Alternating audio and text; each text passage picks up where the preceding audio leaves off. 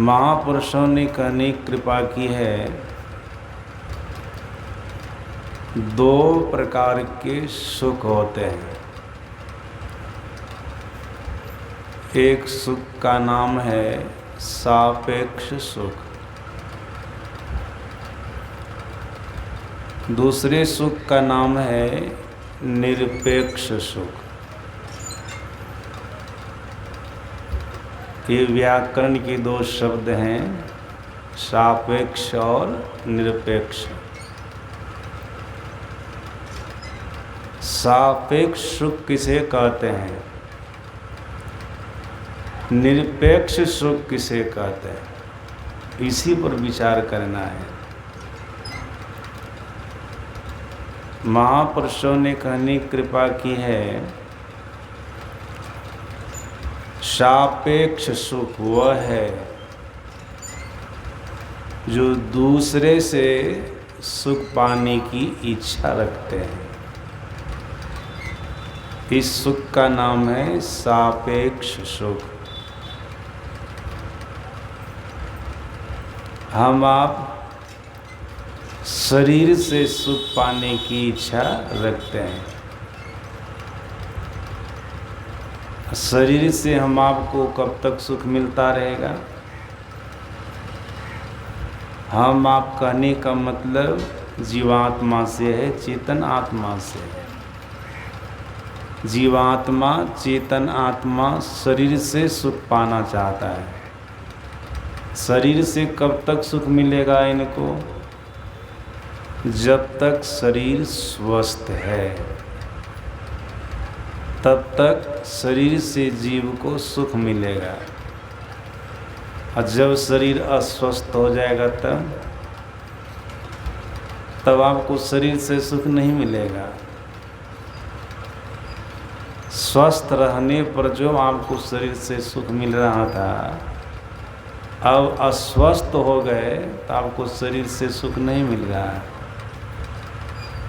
आपके मुख से निकलता है, अरे पहले हमारा जीवन कितना बढ़िया था, शरीर ठीक ठाक था, शरीर में कोई बीमारी नहीं थी, कोई रोग नहीं था, हम सुखी थे, तन से सुखी थे, शरीर से सुखी थे।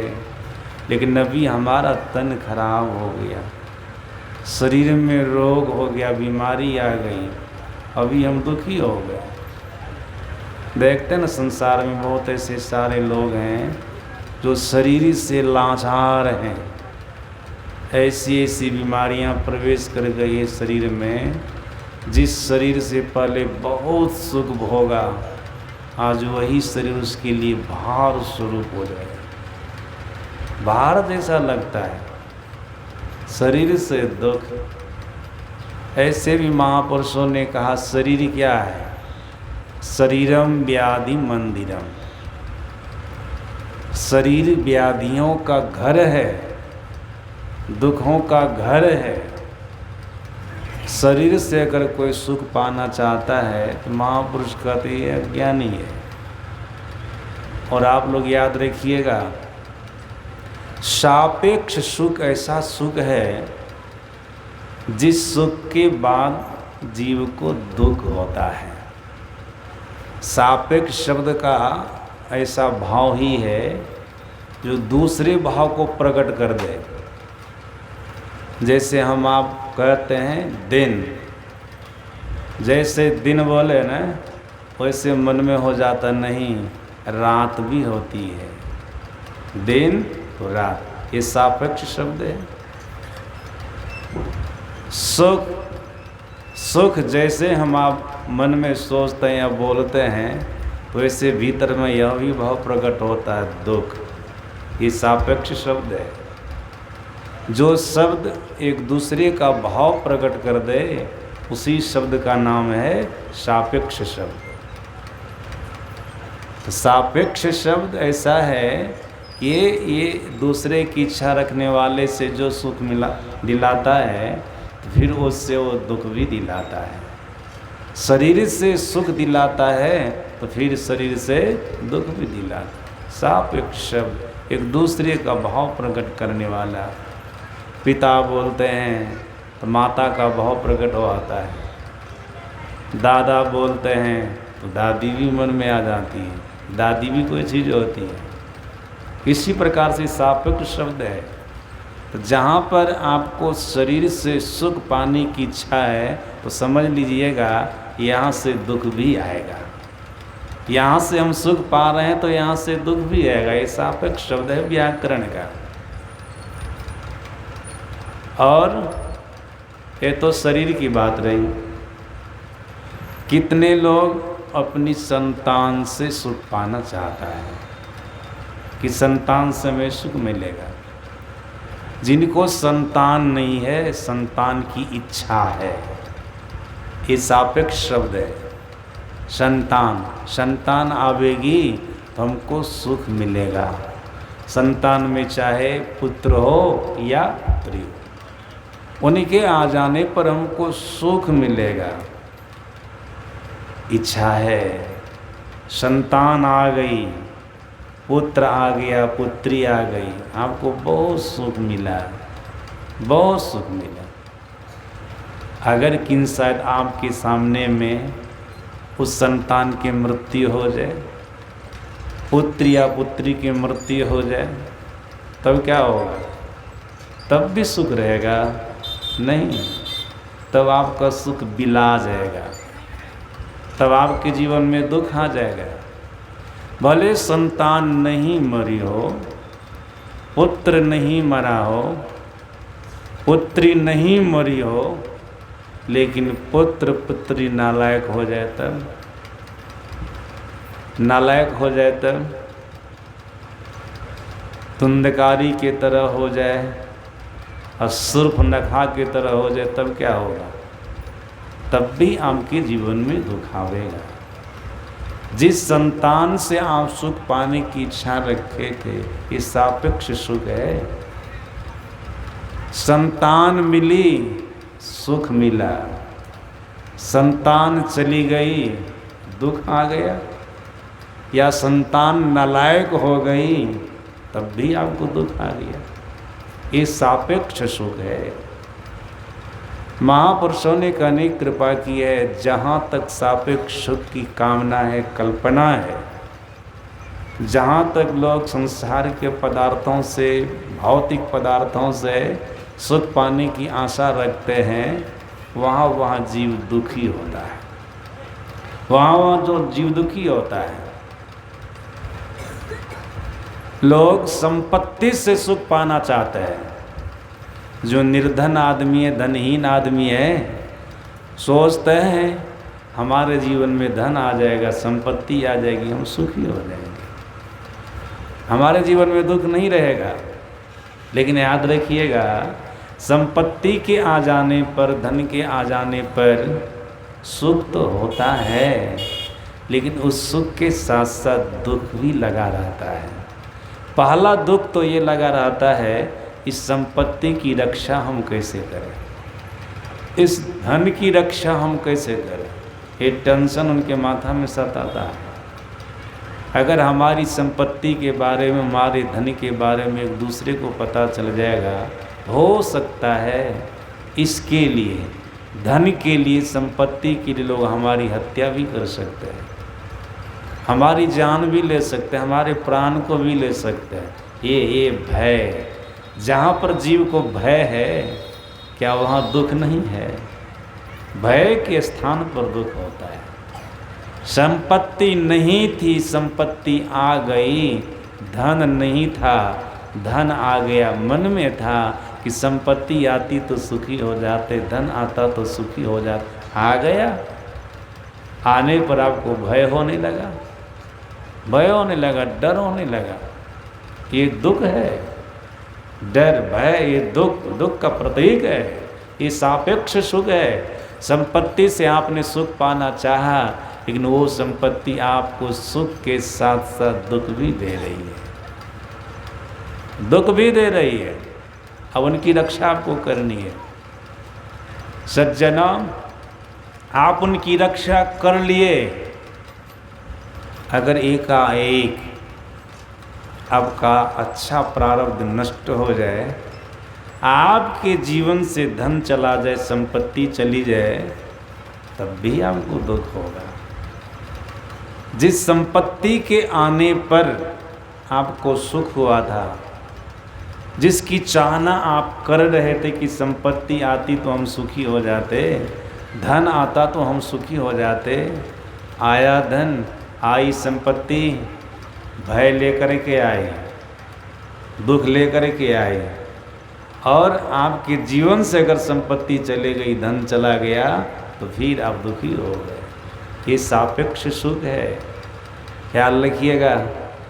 इस बात को जो पढ़े लिखे लोग हैं बढ़िया से समझते होंगे, अनपढ़ लोग भी समझेंगे, क्योंकि मैं सरल भाषा में बोलने का प्रयास करता हूँ कि सभी लोग इस बात को बढ़िया से समझ जाए।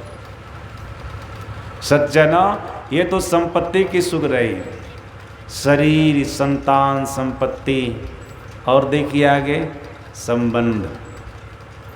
लोग संबंधी के द्वारा भी सुख पाना चाहते हैं, अपने संबंध के लोगों से भी सुख पाना चाहते हैं, और संबंध के लोग सुख देते भी हैं।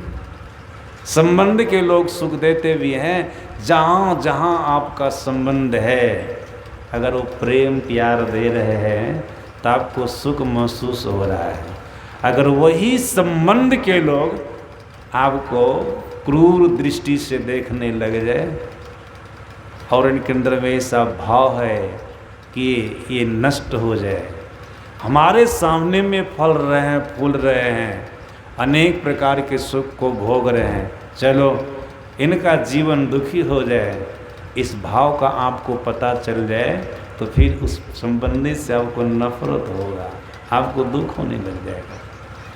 जिस संबंध के लिए, संबंधी के लिए आप सोचते थे कि वहाँ से हमें सुख प्राप्त होगा, हो भी रहा था, संबंध हुआ तो सुख, जब संबंध का विच्छेद हो जाएगा तब दुख हो जाएगा। जिस संबंधी से आपको सुख, उसी से आपको दुख भी होगा, दुख भी होगा। ये सापेक्ष शब्द है। सज्जना, सापेक्ष का भाव ही है दूसरे से इच्छा रखना, दूसरे से सुख पाने की इच्छा रखना। आपको जब तक दूसरे से सुख पाने की इच्छा लगी रहेगी, ये सापेक्ष भाव बना रहेगा, याद रखिएगा, तब तक आपका जीवन दुखी रहेगा। क्योंकि सापेक्ष सुख जीव को केवल सुख ही नहीं देता है, वो दुख भी देता है। और याद रखिएगा कि शायद आपके जीवन में दुख है तो ऐसा नहीं कह सकते कि सब दिन दुखी रहेगा।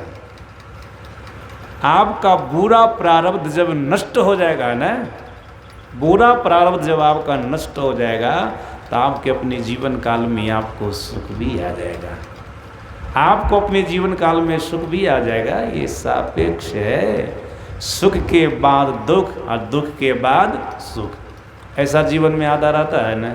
सदगुरु महाराज जी ने कहने की कृपा की है, ये सुख दुख क्या है जी, बैलगाड़ी के चक्के के समान है, ये नाचता रहता है, घूमता रहता है। कभी किसी के जीवन में सुख आता है तो कभी किसी के जीवन में दुख आता है।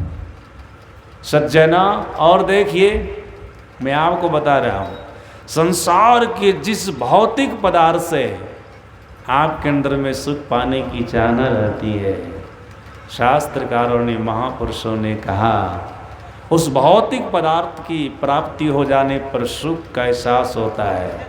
जब वो भौतिक पदार्थ नज़र से चले जाते हैं, सामने से चले जाते हैं, तो फिर वहीं आपको दुख हो जाता है, वहीं आपको दुख हो जाता है।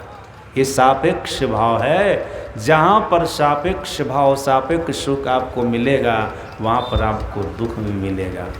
इसलिए शास्त्रकारों ने कहा, महापुरुषों ने कहा, निरपेक्ष सुख की कामना करो। निरपेक्ष सुख किसे कहते हैं? निरपेक्ष सुख कहते हैं इच्छा रहित सुख को, इच्छा रहित सुख को, अभौतिक सुख को। अभौतिक पदार्थ से जो सुख मिलता है, उस सुख को हम निरपेक्ष सुख कहते हैं। सज्जना, ये निरपेक्ष सुख आपको कहाँ से प्राप्त होगा? शास्त्रकारों ने, महापुरुषों ने कहा, निरपेक्ष सुख की प्राप्ति तब होगी जब आप धर्म का पालन करेंगे। धर्म से निरपेक्ष सुख की उत्पत्ति होती है और जिस सुख के पीछे दुख नहीं है, केवल और केवल सुख है, केवल और केवल सुख है। कारण धर्म का पालन करने से आपकी इच्छा की निवृत्ति हो गई है, इच्छा रहित सुख आपको मिला है। सज्जनों, इच्छा रहित सुख का और भाव है का इच्छा रहित सुख है परमात्म सुख, आत्मानुभव सुख। आत्मा के द्वारा जो आपको परमात्मा का सुख मिला है, ये है निरपेक्ष सुख। निरपेक्ष सुख, इस सुख में कोई इच्छा नहीं। हाँ, परमात्मा को पा लेने पर भी जीव के अंदर में इच्छा रहती है नहीं। गोस्वामी तुलसीदास जी महाराज ने कहा, जब तक लोगों के अंदर में इच्छा रहती है तब तक लोग दुखी रहते हैं। जब लोगों के अंदर से इच्छा चली जाती है तब लोग सुखी हो जाते हैं। जब तक सापेक्ष भाव जीवी के अंदर में रहेगा, मानी इच्छा है एक दूसरे से, दूसरे व्यक्ति से भौतिक पदार्थ से सुख पाना चाहते हैं, तो उनका जीवन दुखी है। जब इच्छा का नष्ट हो जाए, आप निरपेक्ष हो गए हैं, तो फिर आपके जीवन में दुख नहीं रहेगा। आप इच्छा से रहे, काम अछत सुख सपने हो नहीं। कामना के रहते, इच्छा के रहते कोई सुखी नहीं हो सकता। और याद रखिएगा, कामना का नाश, इच्छा का नाश एकमात्र राम भजन में है, परमात्मा भजन में है। सज्जनों, जब राम भजन करेंगे, परमात्मा भजन करेंगे, भजन करके राम को पालेंगे, परमात्मा को पालेंगे, तब आपके अंदर में इच्छा नहीं रहेगी। राम भजन बिनु मिटहि की कामा।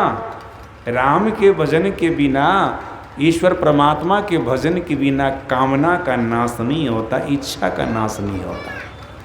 तो यहाँ पर कहते हैं धर्म के अंदर में निरपेक्ष सुख विराजता है। और धर्म होता है किससे? धर्म होता है सत्कर्म से। और सत्कर्मों में भी सर्वश्रेष्ठ सत्कर्म क्या है? कर्मों में भी सर्वश्रेष्ठ सत्कर्म है हरि भजन, परमात्म भजन ये है। और परमात्म भजन करने से इच्छा की निवृत्ति हो जाती है।